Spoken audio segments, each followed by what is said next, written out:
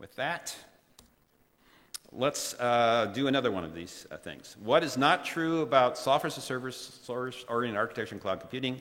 Clusters are collections of commodity servers connected by LAN switches. Internet supplies the communication for SaaS apps. Cloud computing uses hardware clusters and software layer using redundancy for dependability. Private data centers could match the cost of warehouse-scale computers if they just use the same type of hardware and software. All right, ready, set? All right. Okay, these are just too easy. Yeah. You'll hear people say this who have the private data centers. Well, if I use the same software, if I use Eucalyptus software and I buy the same PCs, they don't have any same price advantage. But it's the economies of scale that they don't get when they do that.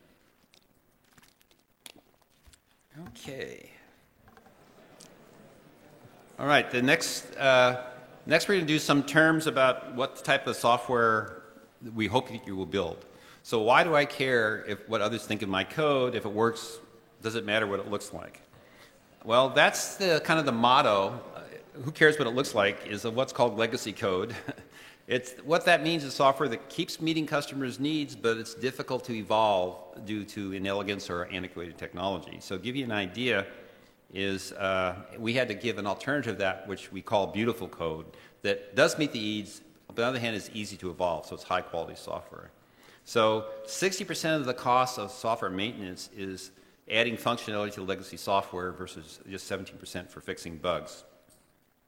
So the thing that we knew about legacy code, but this is something that's traditionally left out of software engineering courses and textbooks. So when Armando and I are deciding to figure out what to do to teach software engineering, we went and talked to these half-dozen companies who know how to build software, like Google and Amazon and places like that.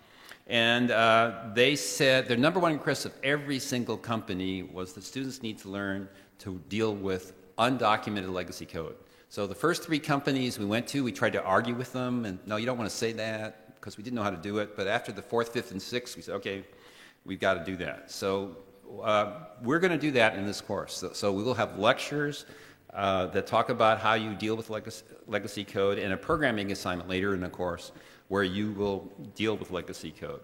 I'll show you the surveys later. We also surveyed the alumni from this course to see what was important. And we surveyed the alumni from this course who were still in school, hadn't graduated, and the alumni who had gone to industry. And the people still in school, legacy might be okay. The people who are from the course who are alumni in industry, this was right at the top of their list. You have to learn to deal with legacy code. So that's what we're going to do.